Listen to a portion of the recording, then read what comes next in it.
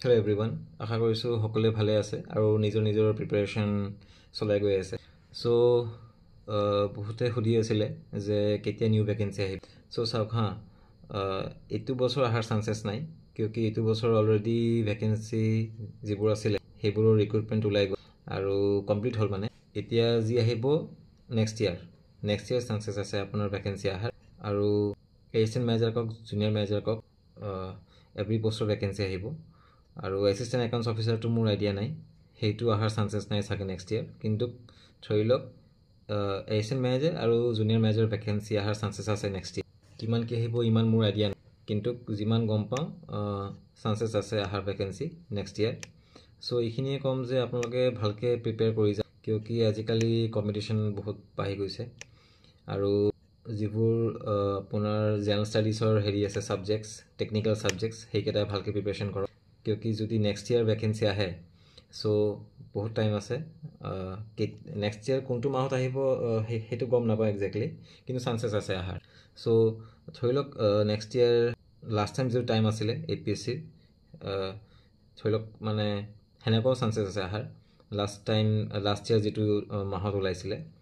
আৰু এনেওতো APSC আজিকালি আপোনাৰ যিটো হেৰি দি দিয়ে কেলেণ্ডাৰ, যদি নেক্সট ইয়াৰ ৰিক্ৰুটমেণ্ট অহাৰ চান্সেছ আছে, চ' এনেও যিটো APSCৰ কেলেণ্ডাৰ আহিব সেইটো চাই গম পাই যাব আপোনালোকে যে ভেকেঞ্চি আছে নে নাই বা ৰিক্ৰুটমেণ্ট হ'ব নে নাই। চ' মই যিমান গম পাওঁ ভিতৰৰ পৰা ভেকেঞ্চি অহাৰ চান্সেছ আছে। এতিয়া APSCৰ ওপৰত ইহঁতে নেক্সট ইয়াৰ কণ্ডাক্ট কৰে নে নাই, আমি আমাৰ ফালৰ পৰা ৰিকুৱাৰমেণ্ট দি দিম। তাৰপিছত ইহঁতৰ যিটো APSC ব'ৰ্ড কমিশ্যন, ইহঁতৰ হাতত থাকে বস্তুটো, ৰিক্ৰুটমেণ্ট নেক্সট ইয়াৰ পাতিব নে নাই। আৰু এইখিনিয়ে ক'ম যে don't wait for advertisement, preparation কৰি থাকক। কিয়কি টেকনিকেল ছাবজেক্টছকেইটা ভালেখিনি টেকনিকেল ছাবজেক্টছ আছে। আৰু এতিয়া লগতে যিটো আপোনাৰ GS ছাবজেক্টছকেইটা সেইটোও বহুত টাফ হৈ গ'ল। চ' ভালকৈ প্ৰিপেৰেশ্যন কৰক। আৰু লগতে যিবোৰ বেলেগ ভেকেঞ্চি আহে সেইবোৰো ট্ৰাই কৰি যাওক, কিয়কি এইটোৰ ওপৰত ডিপেণ্ড হ'লে অকল নহ'ব। ছিংগল এটা হেৰিৰ ওপৰত, এডভাৰটাইজমেণ্টৰ ওপৰত কেতিয়া আহে কেতিয়া নহয়। লগত বেলেগ যিবোৰ টেকনিকেল আহে বা ধৰি লওক নন টেকনিকেল ভেকেঞ্চি আহে, সেইবোৰ সেইবোৰ এক্সামৰ কাৰণেও প্ৰিপেৰেশ্যন কৰক। অলম'ষ্ট ছেইম চিলেবাছ, একে চিলেবাছ থাকে। চ' প্ৰিপেৰেশ্যন চলাই যাওক।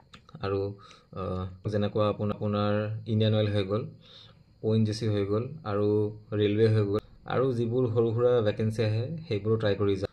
টেকনিকেল হওক নন টেকনিকেল হওক, চাকৰি পোৱাৰলৈকে ট্ৰাই কৰি যাওক। চাকৰি যেতিয়া যিটো পাব আৰু, কিয়কি এতিয়া এটা ভেকেঞ্চিৰ ওপৰত ডিপেণ্ড হ'লেও নহয়, আজিকালি কম্পিটিশ্যন বহুত বেছি হ'ল।